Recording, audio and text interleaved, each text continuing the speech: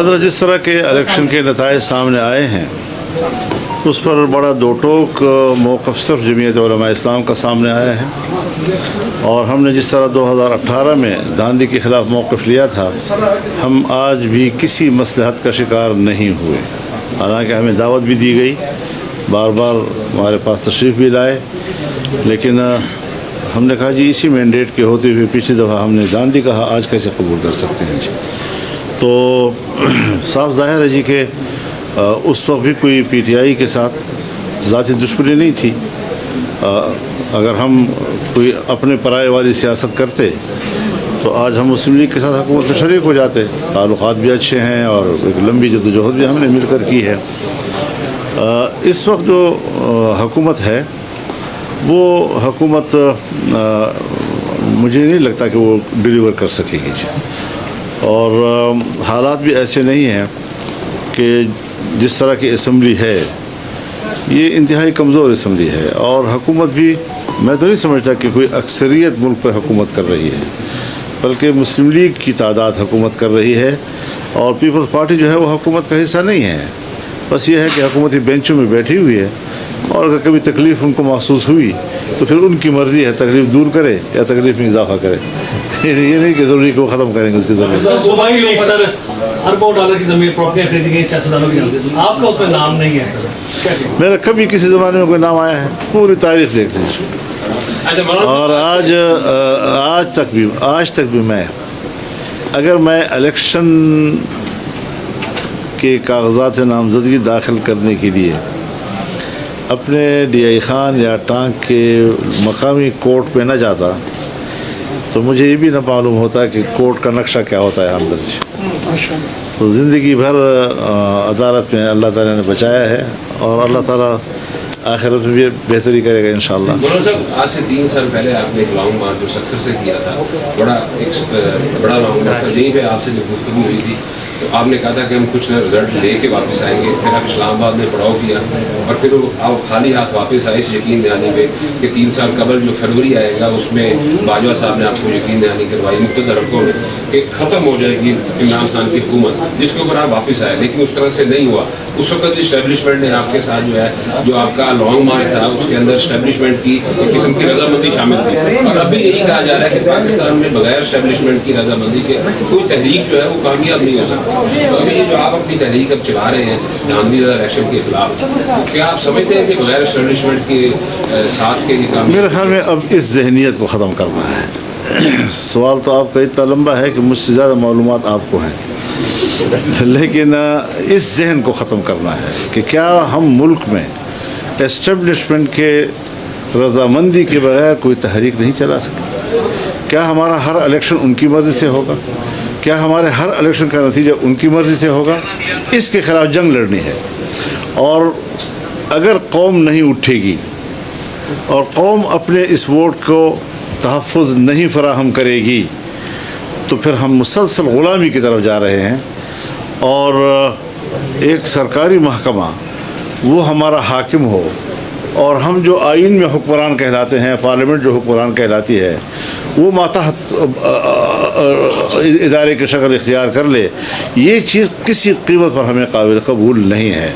اب ہم اپنی جماعت کے طور پر ہم نے اب تک 3 جلسے کیے، 3 عوامی اسمبلیاں کی ہیں، اور عوام کا جو اس پہ رد عمل تھا بہت ہی حوصلہ افزا تھا، اور انشاءاللہ آپ 1 جون کو مظفر گڑھ میں بھی اسی طرح کا عوام کا ایک رد عمل دیکھیں گے، کس طرح وہ اس جلسے میں آتے ہیں، اور یہ ہوتا ہے کہ آپ اپنا موقف جو ہے وہ دنیا کے سامنے بھیج رہے ہیں، اور انشاءاللہ اس میں ہم کوئی کمی نہیں دکھائیں گے انشاءاللہ۔ موجودہ حکومت کی عمر سر آپ کتنی دیکھ رہے ہیں؟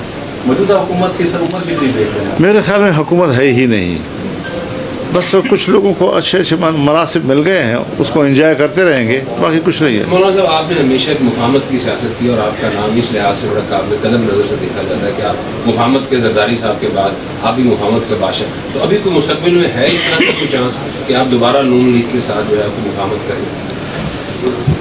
دیکھیے، لفظ مفاہمت ہے تو اچھا لفظ، برا لفظ تو نہیں ہے، لیکن جب اپنے ہی چھوڑ کے چلے جائیں تو پھر یہ ہے وہ وقت کہ ہم اپنے موقف پہ ڈٹے رہیں اور انشاءاللہ قوم ہمارے ساتھ ہے اور رہے گی انشاءاللہ. اور اس ملک میں ظاہر ہے کہ ہم تو جب جمہوریت پہ یقین رکھتے ہیں، جب آئین کا ہم نے حلف اٹھایا ہوا ہے تو پھر آئین کو بالادست ہونا چاہیے، آئینی اداروں کو بالادست ہونا چاہیے. یہ نہیں کہ اسٹیبلشمنٹ جو ہے وہ ملازم بھی ہو اور وہ حاکم بھی ہو، بیک وقت دو چیزیں نہیں ہو سکتی. مولانا صاحب بڑی باتیں ہو رہی ہیں اسلام آباد میں کہ پی ٹی آئی دوبارہ جو ہے اسٹیبلشمنٹ کے ساتھ معاہدہ کرنے جا رہی ہے، بات چیت کرنے جا رہی ہے. کس نظر سے دیکھتے ہیں اگر یہ تحریک صاحب اسی طرف جگہ پہ چل پڑ رہی ہے تو ایک اس طرح تحریک چلانے جا رہے ہیں آپ، کامیاب تحریک نظر نہیں آتی؟ کیونکہ اصل میں اسی بیٹا میں مولانا صاحب ایڈ کیجیے گا، ابھی تھوڑی دیر پہلے اسلام آباد ہائی کورٹ کا فیصلہ ہے، 190 ملین پاؤنڈ میں عمران خان کی ضمانت لے لی گئی ہے. تو اس فیصلے کو آپ کس نظر سے دیکھ رہے ہیں؟ اس کو عدالت کا فیصلہ ہے، عدالت کو اختیار حاصل ہے. اس پہ میں خود تو مدعی نہیں ہوں اس کے خلاف. لیکن جو مفاہمت چل رہی ہے اندرونی خانہ آپس میں اسلام آباد میں بات، اندرونی خانہ اگر آپ کے پاس کوئی معلومات ہو تو مجھے بھی فراہم کر دیں، میں شکر گزار ہوں. مولانا صاحب اگر آپ الیکشن جیتے تو پھر صحیح تھا الیکشن یا اب؟ میں پچھلی دفعہ نہیں جیتا تھا، اب کہ جیتا ہوں. یہ مد نظر رہے. مولانا آپ کے شہر سے وزیر اعلیٰ اور گورنر کے پی کے بنائے گئے ہیں، اتنا اہم شہر آپ کا ہو گیا، کیا کہیں گے اس کے اوپر؟ میرے خیال میں میری خوش قسمتی ہے کہ میرا مد مقابل جو ہے وہ دونوں بڑے منصب لے رہا ہے اور ایک صوبے کا گورنر اور وزیر اعلیٰ میرے حلقے سے ہیں، جو جیتے نہیں ہیں لیکن بس ہیں. جب حکومت سازی ہو رہی تھی جی، جب یہ حکومت سازی ہو رہی تھی جنرل الیکشن کے بعد کسی اسٹیج پہ آپ کو بھی صدر پاکستان کی آفر ہوئی؟ صدر پاکستان کے آفر نہیں ہوا کرتی تھی. یہ غلط بات ہے کہ میں ایسی پالیٹکس کروں کہ جس میں ہم آفرز کی بنیاد پر چیزیں قبول کریں گی. کون ہوتا ہے جو مجھے صدارت کا آفر کرتا ہے؟ کون ہوتا ہے جو مجھے وزیر اعظم کا آفر کرتا ہے؟ ہوتا کون ہے جو مجھے وزیر اعلیٰ کا آفر کرتا ہے؟ عوام اگر مجھے ووٹ دے گی اور میں اس پوزیشن میں ہوں تو میں صدر بھی بنوں گا، میں وزیر اعظم بھی بنوں گا، میں چیف منسٹر بھی بنوں گا اور وہ میرا آئینی اور قانونی استحقاق ہوگا. اور اسی اساس پر ہم یہ اس سیاست میں حصہ لے رہے ہیں کہ یہ ہمارا استحقاق بنے. اور یہ کہ 5 سیٹوں کے ساتھ میں کہوں کہ اب میں صدر بن جاؤں، یہ کوئی میری سیاست تو نہیں ہو سکتی. پھر جی کسانوں کا بڑا ایشو چل رہا ہے، کسانوں کو آپ اس تحریک میں اپنے ساتھ لے کے چلیں گے کیونکہ کسانوں کو اس دفعہ بہت زیادہ ظلم کیا گیا ہے، گندم نہیں خریدی ہے پڑھنے کی جانب سے، کسان بیچارہ سڑکوں پہ آ گیا ہے. کسان کے ساتھ ہم شانہ بشانہ کھڑے ہیں اور قدم قدم بھر ان کے ساتھ ہیں. بہت مظلوم ہے اس وقت، خاص طور پر پنجاب کا جو کسان ہے. یعنی آپ کے پاس اگر 45 لاکھ ٹن گندم موجود ہے، پھر آپ نے 35 لاکھ ٹن کیوں منگوایا؟ جبکہ اوپر سے آپ کا موسم بھی برداشت کا آ رہا ہے اور پاکستان کا اپنا گندم بھی آئے گا، تو کدھر جائے گا یہ؟ لہٰذا عام کسان کے ساتھ جو ظلم کیا گیا ہے اس وقت، اس کا پوچھ گچھ بھی ہونا چاہیے نا. یعنی صرف یہ تو نہیں کہ کسان پر ظلم ہو گیا، اب کسان کے رونے میں ہم ان کے ساتھ شریک ہو جائیں، کسان کے احتجاج میں ہم ان کے ساتھ شریک ہو جائیں. جنہوں نے یہ ظلم کیا ہے ان کا محاسبہ کیوں نہیں کیا جا رہا؟ سر عوام کے پاس آپ جا رہے ہیں، سر مختلف آپ جلسے کر رہے ہیں، یہ بتائیے کہ سر ماضی کے تناظر میں آپ نے کوئی ٹارگیٹ سیٹ کیا، کیا اچیو کرنا چاہ رہے ہیں سر ماضی کے تناظر میں؟ حضرت، جو ہمارے مطالبے ہیں کہ اثر نو الیکشن ہو، حکومت مستعفی ہو جائے اور فوج الیکشن سے دور رہے. کسی ایجنسی کا الیکشن سے کوئی تعلق نہیں ہوگا. الیکشن کو اتنا بدنام کر دیا ہے کہ اس کو الیکشن کہنا ہی ناجائز ہے. الیکشن کہنا اس کو ناجائز ہے جہاں پر امیدواروں سے کروڑوں روپے لیے جاتے رہے ہوں، جہاں ایک صوبے سے اربوں روپے لے کے چلے جاتے ہوں، جہاز بھر کے جا رہے ہوں، اسمبلیاں بک رہی ہیں اور کینڈیڈیٹس بیچارے در بدر ہیں. تو یہ الیکشن ہوتا ہے جی؟ ہم مطمئن ہوں گے اس بات پر کہ ہاں ہم واقعی پارلیمنٹ کے ممبر ہیں اور ہم کیا ملک کے اندر ایک VIP کا اس وقت اسٹیٹس رکھتے ہیں. اس حوالے سے ہمارا موقع بڑا واضح ہے اور ہم جو کچھ کہہ چکے ہیں انشاءاللہ इसी जगह पे मामलात को पहुंचाएंगे कि मामला ठीक हो जाए मुल्क की। मौलाना साहब, आलमी जो सियासत है उस पर भी आपकी बड़ी गहरी नज़र है। आज से 2 रोज़ और ईरान में इंडिया ने ईरान की चाबहार जो पोर्ट है उसका 10 साल के लिए जो है वो ले लिया, उसका कब्जा लिया है, 10 साल का एग्रीमेंट हुआ है। आप इसको किस नज़र से देखते हैं, जबकि अमेरिका ने हमें तो मना किया है पाबंदी की वजह से कि आप अपनी गैस पाइपलाइन आगे नहीं जा सकते, कोई तजारती मुआहदा नहीं कर सकते। तो इस दौर में इंडिया का उसके साथ मुआहदा और 10 साल के लिए हज़रत एक तल्ख सवाल है जो आपने किया है, और दुख होता है इंसान को।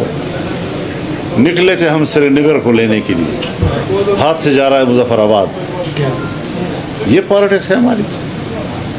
हमने चीन जैसे दोस्त के साथ इतना बड़ा मुआहदा किया मेगा प्रोजेक्ट्स के हवाले से, और उसने पाकिस्तान को प्रायोरिटी दी गर्म पानी तक पहुंचने के लिए, और बैनुल-अक़वामी तिजारत के शाहराह पाकिस्तान को करार दिया उन्होंने। हमने उनको क्या जवाब दिया? आज पाकिस्तान में तमाम मेगा प्रोजेक्ट बंद कर दिए गए हैं। वो जो 1.5 साल की हुकूमत थी उसमें भी जो प्रोजेक्ट्स अनाउंस हुए थे, अभी तक उसके बारे में कुछ नहीं मालूम कि उनका क्या बनेगा, क्या वो हमारे अगले बजट में आएंगे या नहीं आएंगे। तो ये सारी सूरत हाल है कि आपका अफ़गानिस्तान के साथ भी झगड़ा, और ज़ाहिर है जी कि हमारे ऊपर तो ये लोग ज़ोरावर हैं। ना हक पर होते हुए भी आपको कहना पड़ेगा कि तुम हक पर हो, ना हक पर होते हुए भी आपको कहना पड़ेगा कि तुम हक पर हो। नतीजा क्या निकलेगा कि अफ़गानिस्तान चीन के साथ डायरेक्ट हो जाएगा, पाकिस्तान से बेनियाज हो जाएगा, और हेलमंद के रास्ते से डायरेक्ट हो जाएगा ईरान के साथ, और चाबहार में जाके पहुंच जाएगा जी। तो ये जो घाटे के हम सौदे कर रहे हैं इस वक्त 6-7 महीनों से चमन बॉर्डर के ऊपर लोग बैठे हैं धरना दिए हुए कि उनको मुतबादल रोज़गार नहीं दिया जा रहा, और उधर से उन्होंने अफ़गानिस्तान के साथ जो लोकल तिजारत होती थी उसके रास्ते भी बंद कर दिए हैं। इस वक्त अंगूर अड्डा के ऊपर जो वाना से जाता है अफ़गानिस्तान में रास्ता, वहाँ पर लोगों ने धरना दिया हुआ है। ग़ुलाम खान के ऊपर जो मीरान शाह से जाता है खोस की तरफ, वहाँ लोगों ने धरने दिए हुए हैं। आपके जमरोद पर लोगों ने धरने दिए हुए हैं। तो हमने तो उनको बाकायदा ब्रीफ किया था कि पाकिस्तान को इतनी बड़ी अपॉर्चुनिटी मिल रही है आने वाले मुस्तक़बिल में कि अगर ये सीपैक खैबर पख्तूनख्वा और फिर बलूचिस्तान के रोब से लेकर गवादर तक जाता है, तो 9 गेटवेज़ हैं जो पाकिस्तान को अफ़गानिस्तान के रास्ते से वस्त एशिया का रास्ता दिखाते हैं, और पूरे वस्त एशिया जो है आपकी तिजारती आमाजगाह बन जाती। लेकिन हम उसी अफ़गानिस्तान के साथ मामलात में उलझ रहे हैं, सरहदात हमने बंद कर दी हैं। अगर मसला दहशतगर्दों का है, क्या चीन को ये एतराज़ नहीं है कि ओल्ड तुर्किस्तान की जो तहरीक है उसके लोग अफ़गानिस्तान में हैं, और इनके लोग जो है वहाँ चीन में जो है कार्रवाइयाँ करते हैं? ये शिकायत तो चीन को भी उनसे है, लेकिन उसके बावजूद वहाँ की जो मार्केट है उस पर चीन कब्ज़ा कर रहा है, रूस वहाँ कब्ज़ा कर रहा है। और हम इतने पड़ोसी होते हुए, और 20 साल तक हमने जिस उम्मीद पर तालिबान को गिलाफ के नीचे सपोर्ट दिया, आज सब कुछ हम ज़ाया कर रहे हैं। हमारे पास सिर्फ लड़ाई की सलाहियत है? क्या मुल्क को तरक्की देने के दिमाग ख़त्म हो चुका है? क्या मुल्क की तरक्की के पहलू जो है वो हमने नज़रअंदाज कर दिए हैं? सिर्फ लड़ने का पहलू रह गया है। ये इसलिए कि जब आपका बाइख्तियार इदारा जंगजू इदारा होगा और जिसकी तरबियत दुश्मन से लड़ने की होगी, वो कभी भी आपकी सियासी क़यादत नहीं कर सकता, वो कभी भी आपकी माशी क़यादत नहीं कर सकता। उसका ये मैदान ही नहीं है सिरे से जी। लिहाजा पाकिस्तान इस वक्त घाटे का सफ़र कर रहा है, उसका घाटे का मुस्तक़बिल है, और क्या जाने, लेकिन हम अपनी आवाज़ जो है इस हालात में। आपकी जो तहरीक है बाकी इलेक्शन ज़्यादा इलेक्शन के खिलाफ है या किसी की एक्सटेंशन के लिए, या किसी की एक्सटेंशन के लिए? ये आपके साहबियाना बातें हैं, आपस में गपशप लगाया करो कभी कभी अपने दफ्तर में, कम से कम मुझ जैसे आदमी के साथ ये सवाल बता दीजिएगा कि हुकूमत इस वक्त मुसलसल इस्टेब्लिश करने की कोशिश कर रही है कि तिजारत बेहतर हो रही है, मुआशी इशारे जो है वो बेहतरी की जा रही है, तो आप इस पर कैसी नज़र रखते हैं? सर पंजाब में सर देखें क्या है? देखिए, हुकूमत हो तो इसका जॉब होता है, अपने जॉब का एहसान हम पे ना डालें जी। इंटेलिजेंस है तो उसका इंटेलिजेंस का जॉब है, उसका कोई डिप्लोमेट है तो डिप्लोमेसी उसका जॉब है, हुकूमत है तो हुकूमत उसका जॉब है। तो ये उतार चढ़ाव उसके मामूल के मामलात में चलता रहता है, लेकिन मजबूरी तौर पर देखना है ना हमें कि क्या आपके मुल्क में माजी की कोई ऐसी पॉलिसियाँ हैं कि जो हम आगे ले जाकर उससे मुल्क को बचाएं और ताकतवर बनाएं। کیا آج ہم نے کوئی طویل المدت ایسی پالیسیاں دی ہیں کہ ہم اپنا بجٹ آگے بنا سکیں گے؟ ہمارا بجٹ اس وقت FATF کے ہاتھ میں ہے، IMF کے ہاتھ میں ہے، ورلڈ بینک کے ہاتھ میں ہے. انہی لوگوں نے آپ کے بجٹ بنانے ہیں اور ان کو سکور کر رہی ہے ہماری فوج. وہ تحفظ دے گی ان کو اور اسمبلی بھی بس ہوگی اور قانون سازی کرے گی. اچھا مولانا صاحب، وسیع تر مفاد میں آپ عمران خان صاحب سے بھی مل سکتے ہیں یا ان کو شامل ہونے کی دعوت دے سکتے ہیں؟ دیکھیے، ہر چیز باوقار انداز سے ہو، اس میں کوئی شک نہیں ہے کہ 10 12 13 سال ہم ایک دوسرے کے بڑے مد مقابل رہے ہیں اور ہمارے بڑے تحفظات ہیں، اور ان کو اگر دور کیا جاتا ہے تو ہم سیاسی لوگ ہیں، مذاکرات سے بھی انکار نہیں کریں گے، اور مذاکرات کے لیے اگر ماحول بنتا ہے تو اس کی بھی حوصلہ افزائی کریں گے.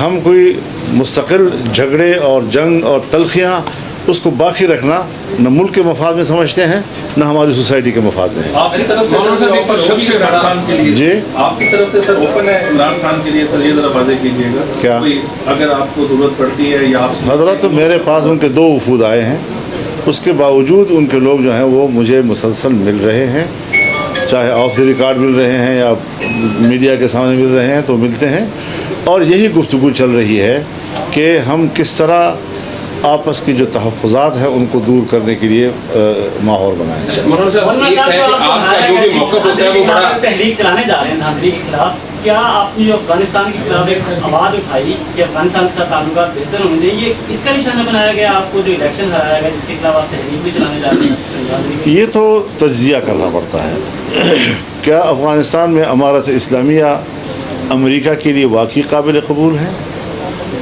میں سمجھتا ہوں کہ وہ ہر قیمت پر ان کو کمزور کرنے میں دلچسپی رکھتے ہیں، اور کمزور کرنے کے لیے ان کے پاس پاکستان جیسا مفید ٹول اور نہیں ہے. اسی طریقے سے اگر ہم حماس کی بات کرتے ہیں، امریکہ اور مغرب کی نظر میں وہ ایک دہشت گرد تنظیم ہے. امارت اسلامیہ بھی ابھی تک ان کے نزدیک دہشت گرد تنظیم ہے، ابھی وہ بلیک لسٹ سے نہیں نکلے ہیں جی. اب جب میں ان کے پاس جاؤں گا اور پاکستان کے تعلقات کی بہتری کے لیے جاؤں گا، یا میں جاؤں گا اور فلسطین کے ساتھ یکجہتی کے لیے میں جاؤں گا، تو یہ ان کی جو خارجہ پالیسی ہے وہ اس کے بالکل متصادم ہے. تو ظاہر ہے کہ پاکستان کی سیاست پر جب امریکہ اثر انداز ہوگا تو یہ چیزیں جو ہیں آپ اس کا تجزیہ کریں کہ کیا ہمیں نقصان پہنچانے میں ان کا بینیفٹ ہے یا نہیں. مولانا صاحب، حکومت بھی گرینڈ ڈائیلاگ کی بات کر رہی ہے، رانا ثناء اللہ بھی کہہ رہے ہیں کہ عمران خان کو رہا ہونا چاہیے، میاں محمد نواز شریف بھی یہی چاہتے ہیں. تو اگر حکومت گرینڈ ڈائیلاگ کو آگے بڑھاتی ہے تو آپ اس کا حصہ بنیں گے یا صرف تحریک انصاف سے بات کریں گے؟ دیکھیے، اس پہ ذرا وقت کا انتظار کرنا چاہیے، ہر بات وقت سے پہلے کہنا ذرا مناسب نہیں مولانا ہوتا. صاحب، جیسے بھی آپ نے فرمایا کہ 10-12 سال کی ترقیاں تھیں اور اب آپ سیاسی طور پہ کہہ رہے ہیں کہ سیاسی لوگ دروازے کھلے رکھتے ہیں، تو جو سب سے زیادہ پچھلے 7-8 سالوں میں آپ کی طرف سے جو الزام ہوتا تھا وہ ختم کہ یہ یہودی لابی ہے. تو جب یہ سیاسی تلخیاں ختم ہوں گی تو آپ ان کو یہودی لابی سے دوبارہ مسلمان لابی میں کیسے لے کے آئیں؟ ایک بات ذہن میں رکھیں، اگر ہم نے بر صغیر کی سیاست میں کسی کو انگریز کا ایجنٹ کہا ہے یا ہم نے عالمی سطح پر کسی کو امریکی ایجنٹ کہا ہے تو یہ عنوان ہے، یہ عنوان ہے، ایک گالی نہیں ہے. مطلب یہ ہے کہ جو عالمی سطح پر ایک ورلڈ وائڈ جو اکنامک نیٹ ورک ہے اور اس کے اوپر جو جوش کا ایک بالادستی ہے، جب میں دیکھوں گا کہ میرے ملک کو بھی اس نیٹ ورک کے اندر ڈالا جا رہا ہے اور یہاں پر میں سود کے خاتمے کی بات کرتا ہوں اور میں مکمل طور پر عالمی سطح پر سودی نظام کے اندر جا رہا ہوں، ان کی معیشت کے اصولوں کے مطابق چلوں گا، تو اس سے میرا اختلاف ہوگا. اب اس اختلاف کا عنوان اگر یہ ہے کہ یہودی ایجنٹ، تو اس کو گالی کیوں کہا گیا؟ اس کو سنجیدگی سے لینا چاہیے تھا، مجھ سے پوچھنا چاہیے تھا کہ آپ یہ بات کیوں کہہ رہے ہیں.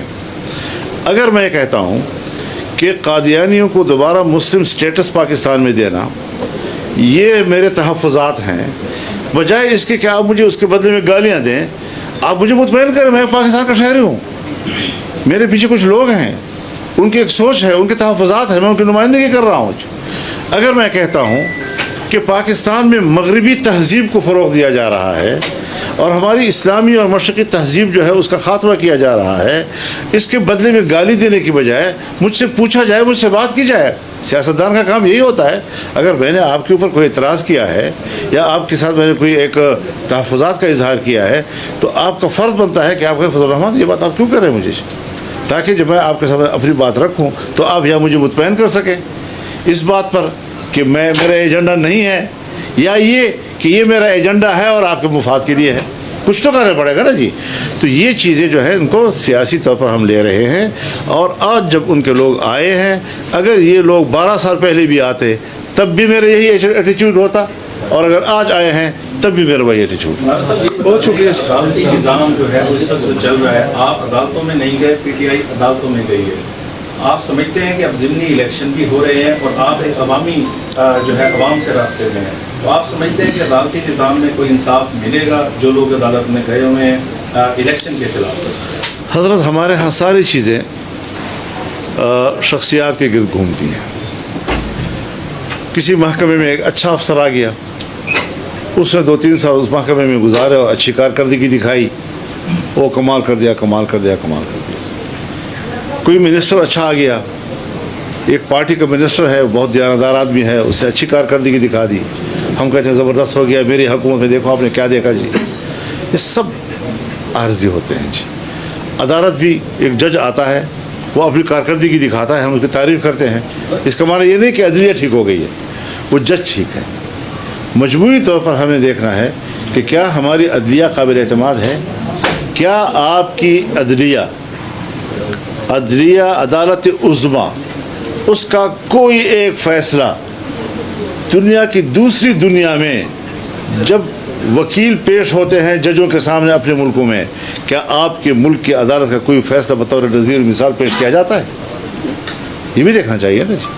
تو اگر پاکستان کے فیصلے اور عدالتوں کے فیصلے دنیا میں کسی کورٹ میں بطور نظیر پیش نہیں کیے جاتے تو اس سے آپ اندازہ لگائیں کہ مجموعی طور پر ہمارے ادارے کتنے گر چکے ہیں اور اپنا اعتماد کھو چکے ہیں۔